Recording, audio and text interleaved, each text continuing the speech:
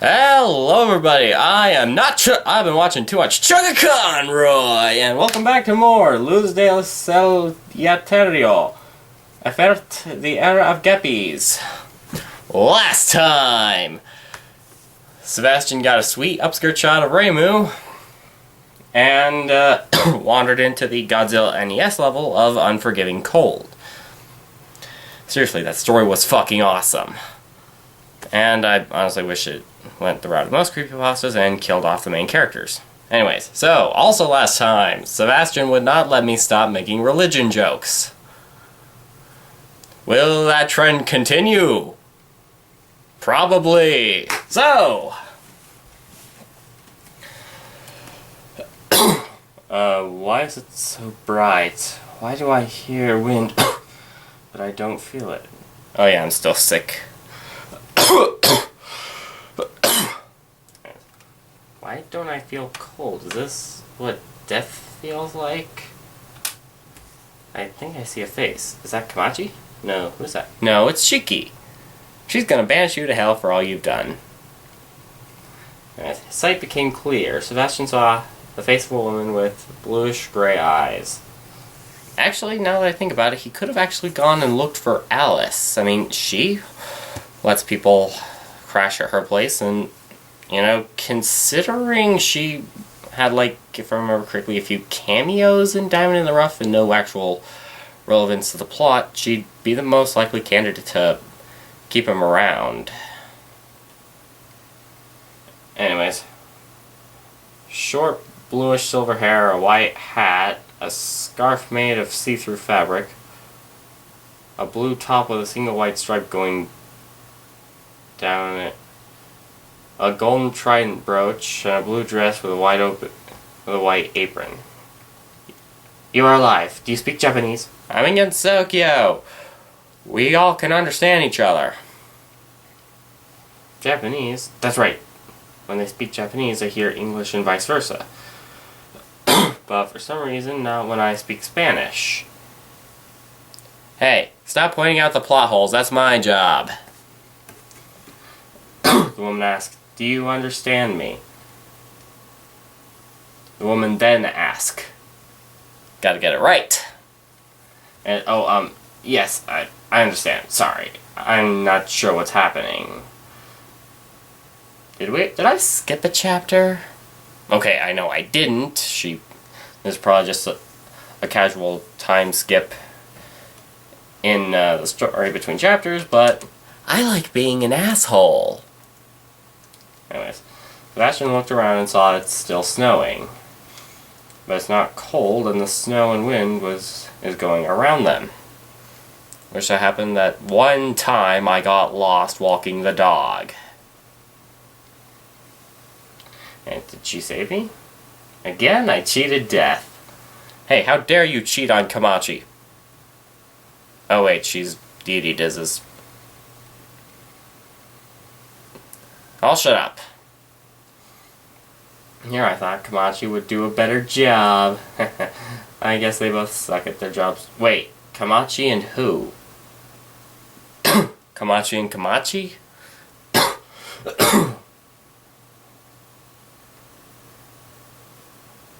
Or are you referring to death? El Muerte don't give a shit. Mon. I should make more Billy and Mandy jokes. Anyways. Okay. He then noticed his head was laying on something. What is my head laying on? Wait, is he talking to New, or...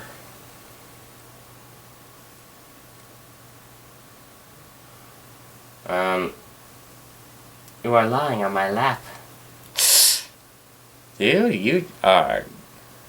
nice job! Sebastian sat up quickly. I'm sorry! The woman was confused. Why are you sorry? Well, I was lying on the lap of a beautiful woman. That's something that only a couple do. Is that a thing? I mean, I don't give a shit about any culture on Earth. Like, at all. But, is that a thing? Anyways. Did he call me beautiful? What a strange gappy. That's what they all say. It's okay, I don't mind. What's your name? My name is Sebastian Montes. Alright, my name is Letty Whiterock. You should have pointed that out when you saw her, considering you apparently read through the whole book. And considering it doesn't just include people in the games, I'm willing to bet that thing was about as thick as 3 volumes of World History for Dummies and Stock Investing for Dummies. I should get around to reading those. Anyways. Now tell me, why is a gappy going through the forest during a snowstorm? You should know that everyone's trying to kill the gappies nowadays after the whole diamond in the rough incident. I don't know, I just had nowhere to go. Sebastian looked at it, and then looked back at Letty. I read about you. It said you don't like humans, so why did you save me? Hey, Letty and I have something in common. We both like the cold. And we're both cold-hearted when it comes to humans. Yeah, so why did you save me? I'm a human that was gapped here. You know, I probably would have said, again, stop pointing out your own plot holes, that's my job, if I knew much about Letty, so, yeah. At first, I thought of attacking you. When I realized you weren't flying or use your powers to help you during the snowstorm. Okay, so apparently Sebastian can naturally speak English better than Letty. With a translation spell. Anyways, I came to the conclusion that you did not find your seal. Since it appeared you didn't to have your powers, I decided to watch you freeze. What?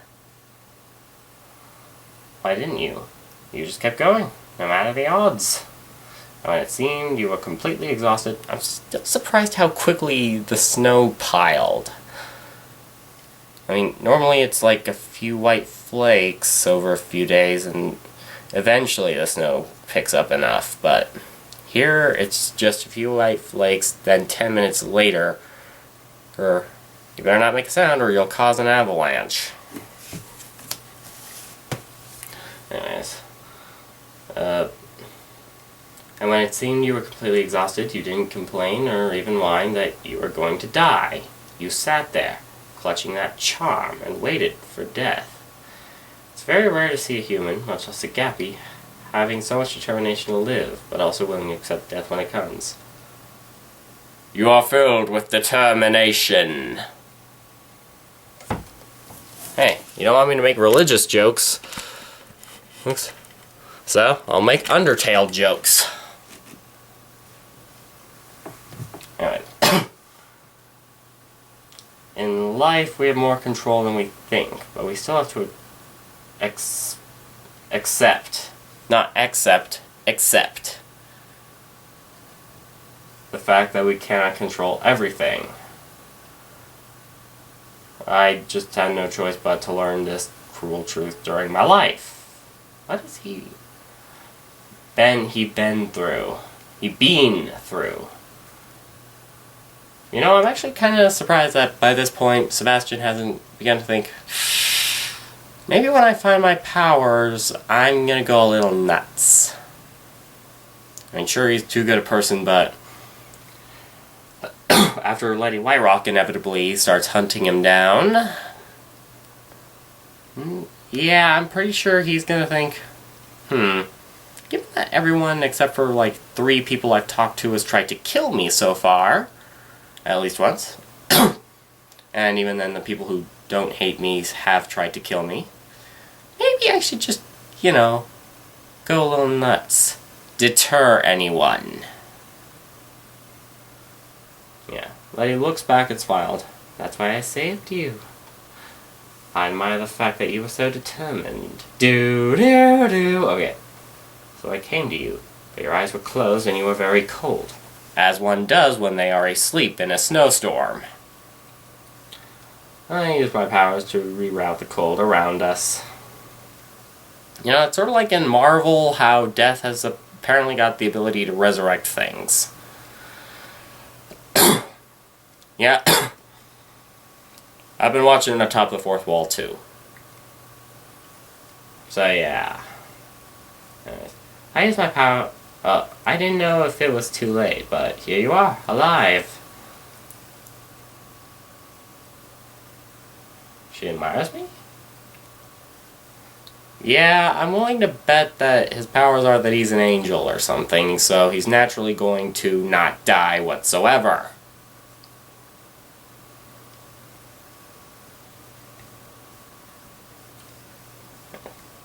Letty looks back and smiled. Shit.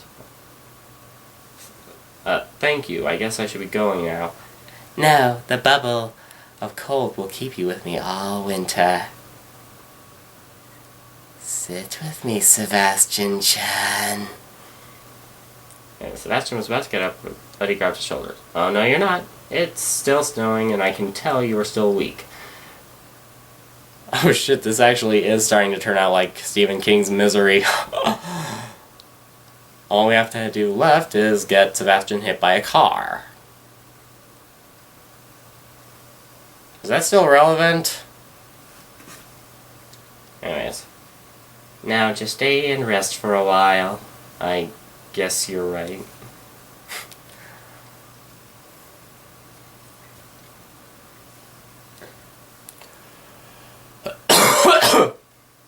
Letty smiled. Good. Now lay your head on my lap. No, I'm good. I'll just lay on the ground. Don't be so shy. Letty pulled him down and laid his head on her lap. Okay. She take off his hat and put it on his side. My hat! Mamma mia! Oh, shit. I was gonna go with a Mario Odyssey joke. What's wrong? What's wrong? She then tries to tack off his bandana. Sebastian suffered. Por favor, please, don't take off my bandana. They close her eyes. Okay, I won't take off your cloth. Now just rest. I'll take it off while he sleeps. Yes. Okay, thank you. Sebastian turned his head away from Letty. She looked down at him and saw him blush a little. Is he really this nervous about lying on my lap? I wish I could see the cute expression on his face. Well, you don't have to take it off, but you can lift it up from the underside to see it. You can see a... Yeah. Since it seems you're not... Oh. Well, skipped a bit. Sometime later, Sebastian is still laying on Letty's lap. This feels comfortable, but embarrassing at the same time. I just can't relax. Dude, this is a play. Well, I don't think there are many social norms here, aside from it's okay to shoot each other with magic. I think you might be able to calm down a bit. Okay, glass houses. Well, shut up. Why is it that I can somewhat relax when Mistia snuggles up to me, but just laying on Letty's lap I can't? Probably due to the fact that you yourself said she hates humans, and since she's actually really powerful, well, she can kill you at any moment, and is probably going to. Just a thought. Since it seems you're not going to rest, I would like to ask you a question. What is it? Do you bleed? Why did you come again, Sokio?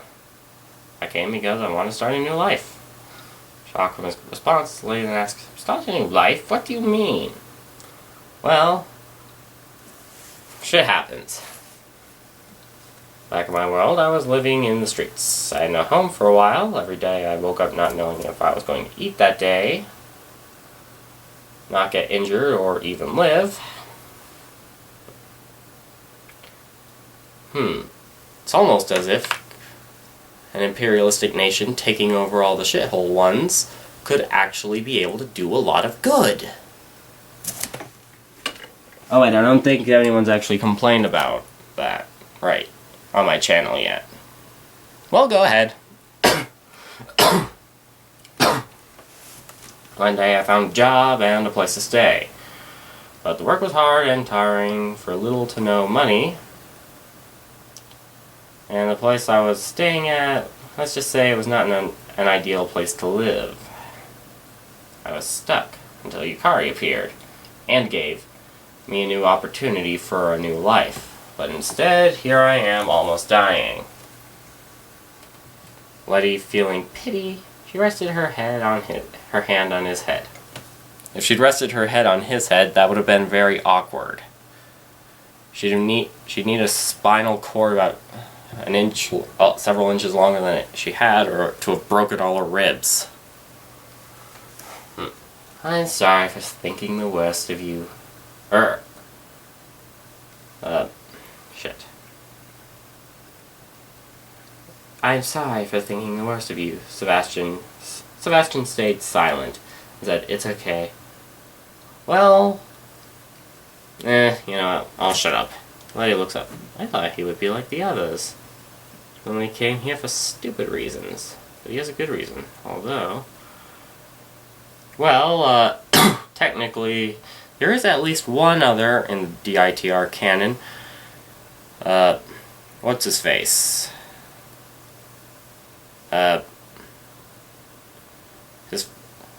Brawley's friend who was in Gensokyo before him. He wanted to go so he could help.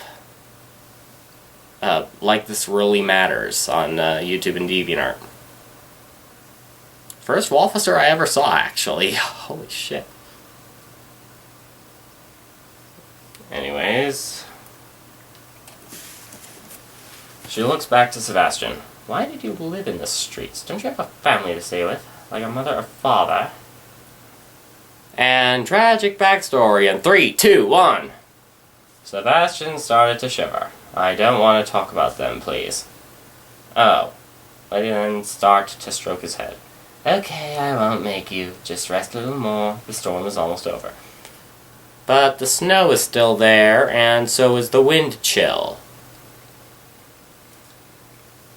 And considering he lived in Mexico and the southern United States his whole life, and was suddenly dragged to Japan, and it's winter, yeah. I'm willing to bet he shouldn't be able to handle that easily. Okay, he was still shivering, but with Letty started to stroking his head, Sebastian calmed down.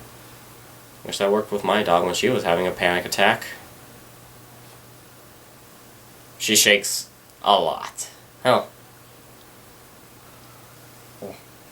The storm soon passed, and since Sebastian had nowhere to go, Letty suggested to take him to the human village to find some work and a home. Well, that's actually a good idea, considering that if he becomes a citizen of Gensokyo, I guess, at that point, the spell card rule of you cannot kill people will apply to him. You're allowed to kill outsiders. Let's see how this goes horribly wrong, considering we're only up to chapter 15, and our clues recently released chapter 22. Anyways, he agreed. They both got up, and Sebastian was about to get his hat back, but Letty grabbed it, and she said she'd give it back when they reached the human village. Why?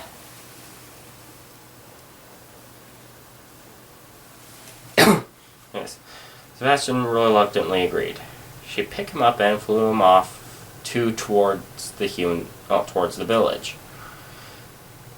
They soon reached the outskirts of the village. Letty put Sebastian down. This is the farthest I could take you. Oh yeah, humans would probably react to a yokai. They're just, humanity's natural predator in the Toho series. Even though we have at least one instance of humans becoming yokai. It's okay, I know how it is. I cannot begin to tell you how grateful I am. Thank you very much. You are very welcome. Be safe now. She was about to walk away. Wait, what about my hat? Oh yes, your hat, I almost forgot. Well, let me give you something first. Before Mario takes over your soul again. And what is it? Out of nowhere, Letty gave him a big warm hug. Considering she's a yokai of snow and ice, I'm pretty sure she should have opposite temperature metabolism, so that should either be cold as shit or able to give him frostbite in a plank second. The hug lasted for a while. She let him go, leaned forward, and gave him a kiss on the forehead. Good luck. We found his waifu! I hope you find the new life you are looking for. He was as stunned than ever, but he put his hat on him. Goodbye, Sebastian. I hope to see you again. Mamma mia! He shouted. Okay, I'll stop. She said as she was floating away and disappeared in the forest. Oh, hi, Alice. Say, do you think you could have taken care of that gappy? Instead of me just leaving him to the human village. I mean, he is kind of a yokai magnet at the moment. Sebastian was still stunned. She kissed my forehead. My face was between her chest. They felt amazing. Good man! Good man! Sebastian then slapped himself really hard. I shouldn't think that way. She was very nice to me. Extremely. And if you gave her a chance, she would have been extra nice to ya. He blushed and got over it. Now that that's out of my head, I need to head towards the village. Maybe I don't need my powers if I find a good job and a nice home there. Hopefully I get accepted this time. Well, given how the series has been going so far, and the fact that, well, you can't really make a good story out of just that. Doubt it! So, what do you guys think? Human village get blown up? He get thrown out for, you know, the yokai he's been pissing off? He's got like, what, 3 factions of yokai on his ass?